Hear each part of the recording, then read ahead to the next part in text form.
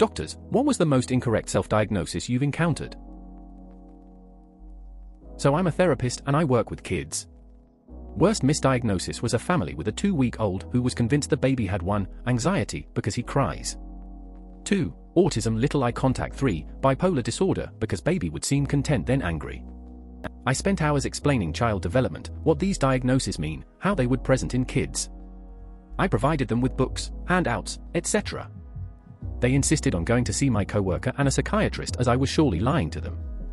Even after meeting with the other 2 professionals, they still weren't convinced. They requested psych meds from the doc. 2 weeks old. Holy shit. That poor child. The parents are going to fall apart as that baby gets to a month or 6 months. Wow.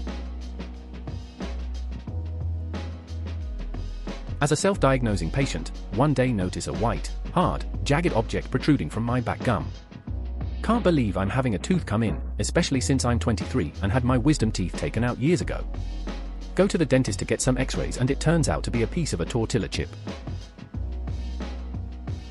Just finished med school, so not too much experience, but had an elderly woman come in the ER with new onset seizure.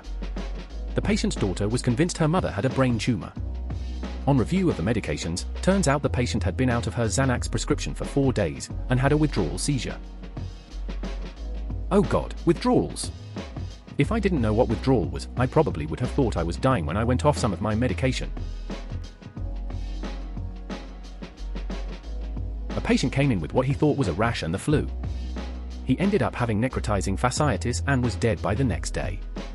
An NBSP, edit, necrotizing fasciitis is pretty much flesh-eating bacteria. No, if you're going to do that, you have to explain better.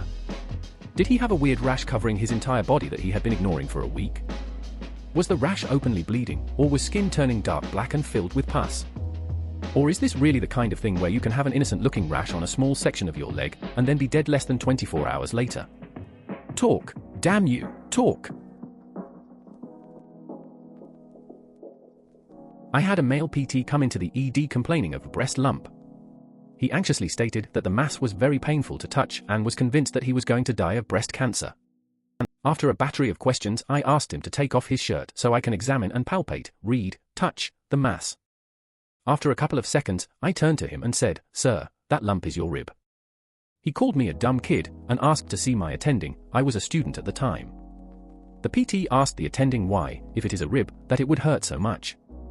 The doc replied, "Sir, you've been rubbing and irritating the area for days now, you've been hurting yourself. I've never seen a man leave the hospital that fast." Edit, ED equals emergency dept. PT equals patient. The number of times I've done that is ridiculous. My most embarrassing breast cancer scare, though, is when I went to the doctor because one breast seemed lumpy and way bigger than the other. Turns out my breasts are just lopsided. He wrote it on the chart. It hurt my feelings. Patient is diagnosed with invasive ductal carcinoma of the breast, confirmed with biopsy. Surgery prep for 2 weeks' time. Patient goes to an outside facility and does a mammogram. Radiologist Red states it is benign. Patient writes an email to her primary doctor, "My attending, prayer works. Please find attached report stating I no longer have breast cancer. Please tell Dr. X, surgeon, that I will be no longer needing surgery." Cue furious emails to surgeon with sense of impending doom. TLDR, mammograms don't pick up everything. Edit to add, sorry there is no resolution at this time, this happened last week. The patient surgeon is now in charge of counseling her to change her mind. Double edit 2 weeks later, patient has been convinced to get the surgery. Things that frustrate me about this patient: if you have a confirmed diagnosis via biopsy, why go to an outside facility unless your denial was stronger than your common sense? The outside facility should have taken a better history unless the patient lied about having a breast biopsy taken. Anyone who claims prayer cures, no words. Self-diagnosis? I'm an orthopedic surgeon, so patients are really often unable to diagnose themselves because they don't have the power of MRI or scoping.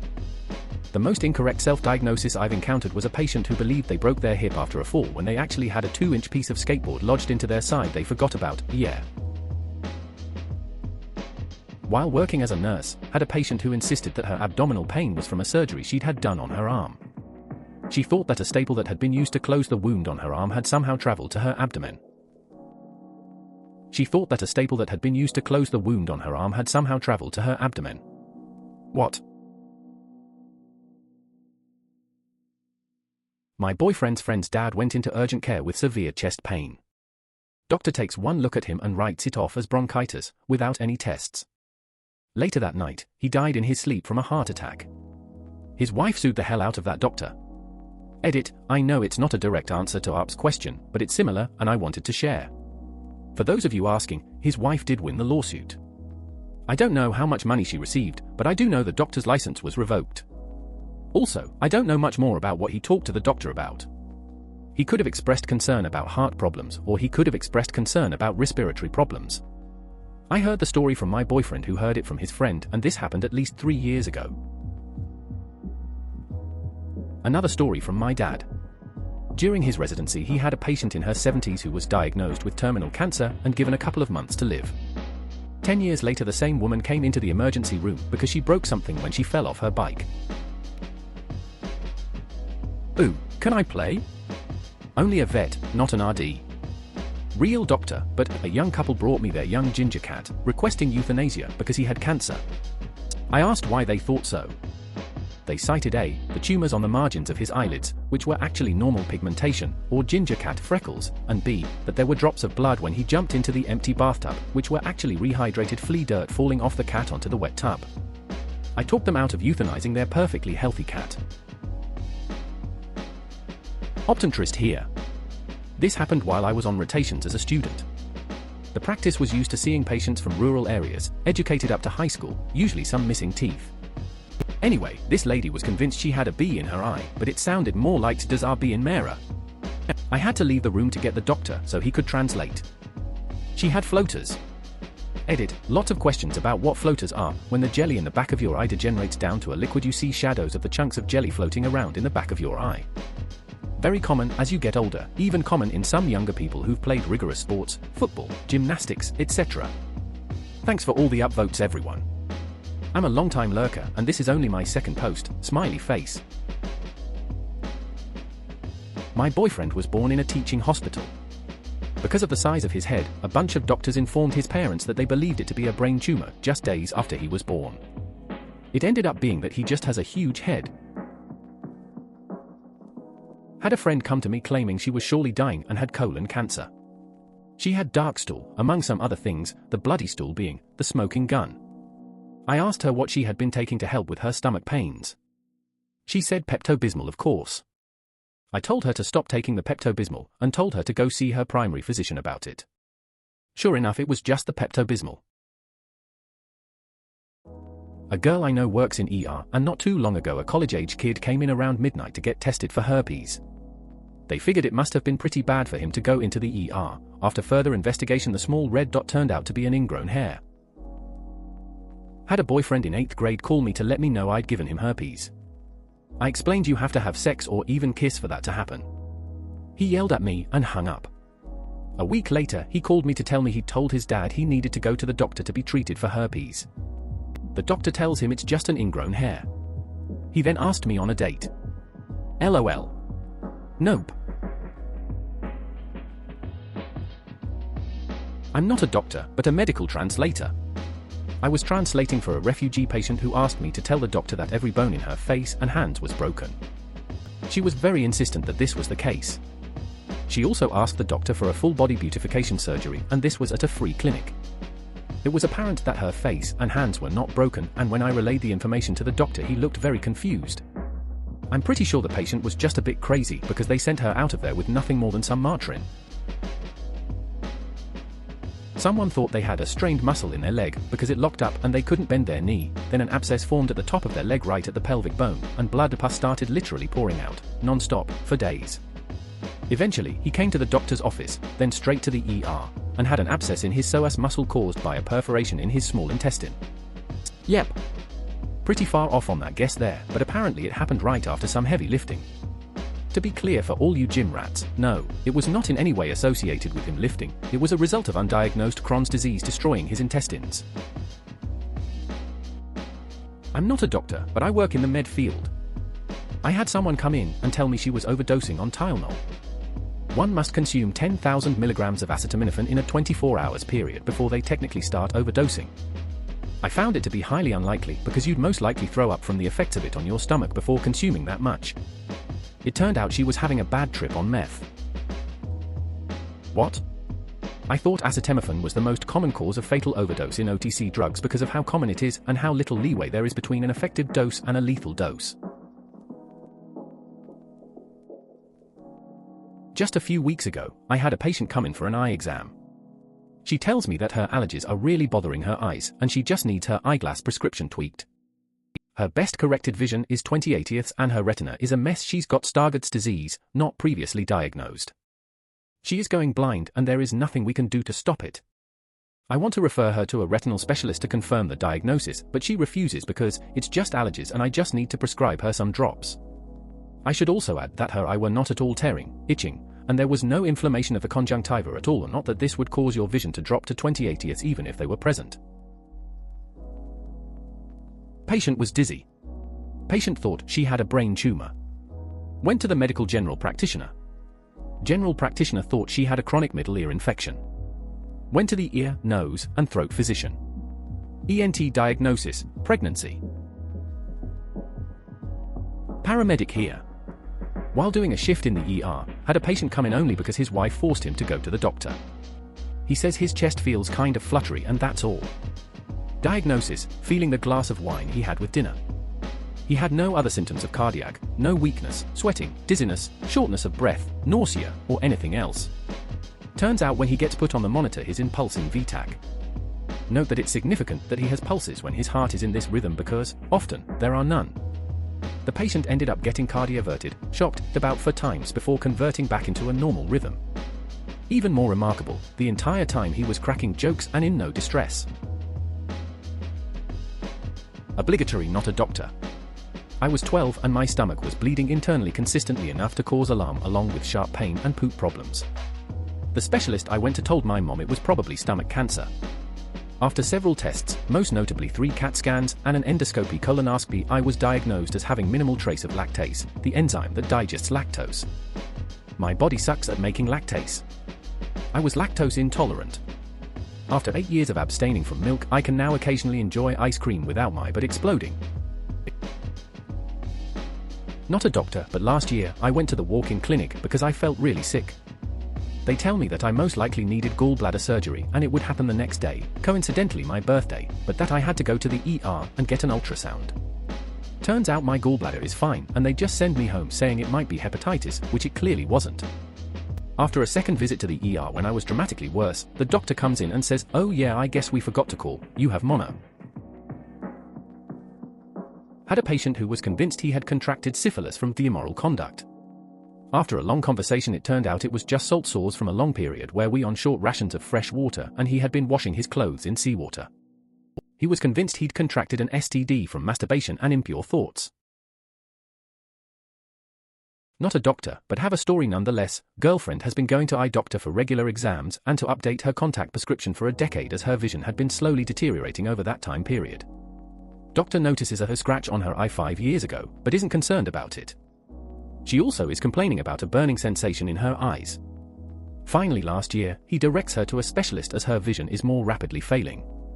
The new guy looks at her eyes and immediately diagnoses her with corneal neovascularization caused by her contacts. She is now legally blind from all the scarring in her eyes, all because of one doctor's utter incompetence. As someone who is legally blind, this both broke my heart and made me furious.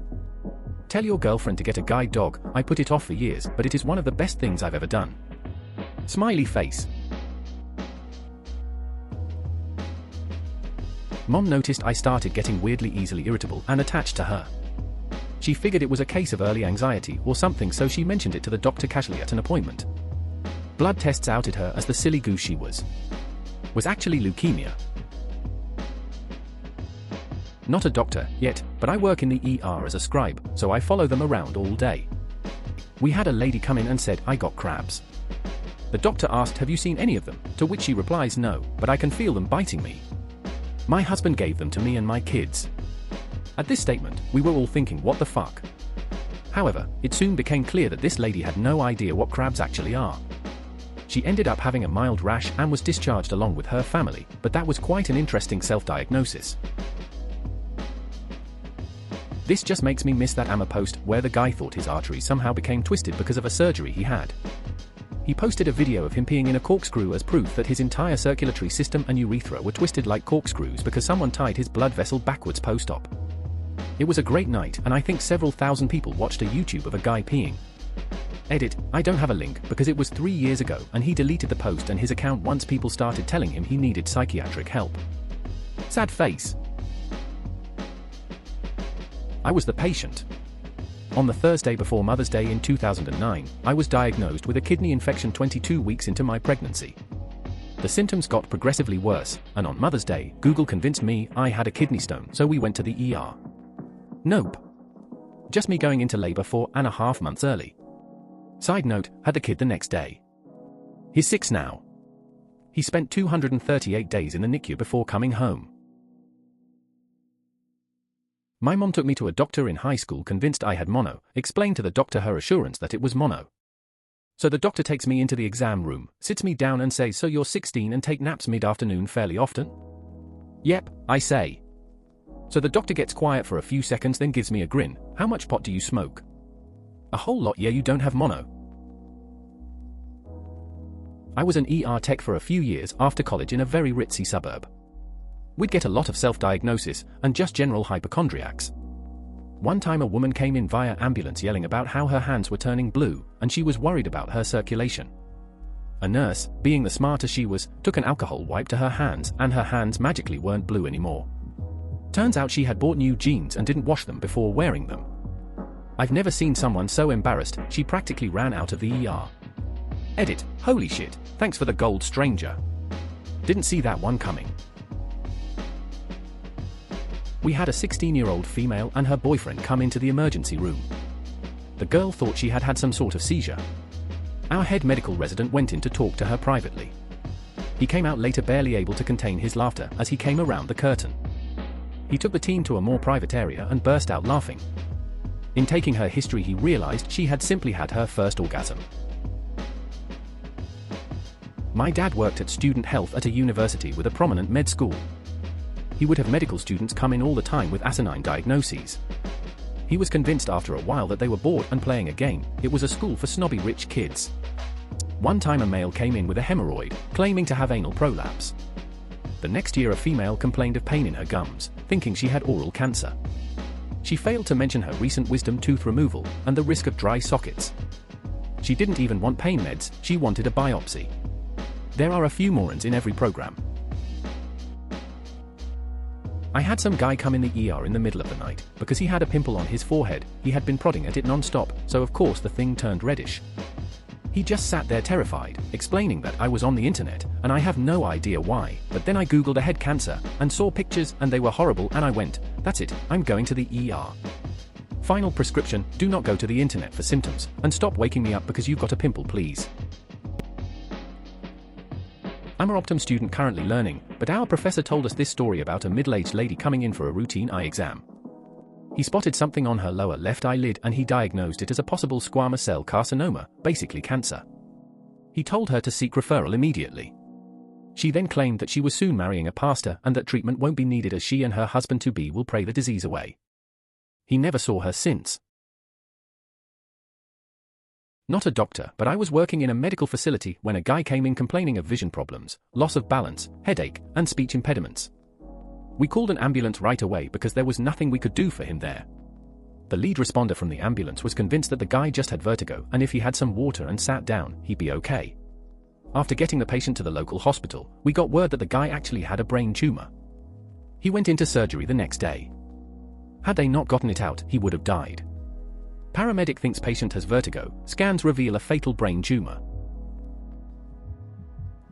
Had a hillbilly couple come in, this big guy and his 17-year-old girlfriend. He tells me that she has been vomiting in the morning for some time. I asked if they'd been having sex, he says yes, and proceeds to tell me that they don't use condoms, but instead they use birth control pills. So naturally, I asked how does she take them and he says, "Oh doc, those pills make her feel weak sometimes, so I take them instead." What a nice guy. I thought I was having a panic attack once. Turns out it was a heart attack. Oops. Edit, hey, while I am here, can any medical professionals tell me what I had? The cardiologist said it was a heart attack, but it was not because of an internally blocked passage, but because I got a virus that formed a big sack of fluid around my heart and was squeezing it from the outside. I used to be a nursing student, and we had this lovely lady in our ward who thought she had a kidney stone. She had an X-ray and the X-ray just caught a glimpse of her lung. Turns out she had stage 3 lung cancer. She took it really well, her family were devastated. It was awful breaking the news to them. My friend had this pain, and after self-diagnosing came to the conclusion he had some kind of colorectal cancer. On his way to drive himself to the hospital, he got really sentimental and starting telling us all how much he loved us. I had never seen him so serious or solemn before. He came back 2 hours later and visibly embarrassed told us it turns out he was just constipated. Ever since then when he tells us he's sick we just laugh at him and tell him to take some laxatives. Poor guy. I'm not a doctor, I'm a teacher. During one discussion about freak accidents with a class, a woman tells me her nephew, her sister's son, died at the tender age of 5 by falling on a needle with his hand, which the main artery then took straight to his heart, killing him. This was the same woman who believed in the healing properties of leeches and bee stings, but I felt it would be terribly disrespectful to argue about her sister's loss. I went in thinking I might have the consumption because I coughed up blood and wouldn't stop coughing. Doctor wrote it off as allergies. When my roommate caught my allergies and started coughing all the time, my grandmother said sounds like whooping cough, and that's how I coughed constantly for 6 months straight. Todd, I was wrong, the doctors were wrong, my grandma was right. Vaccinate your children, amigos. Please consider subscribing if you enjoyed. Love.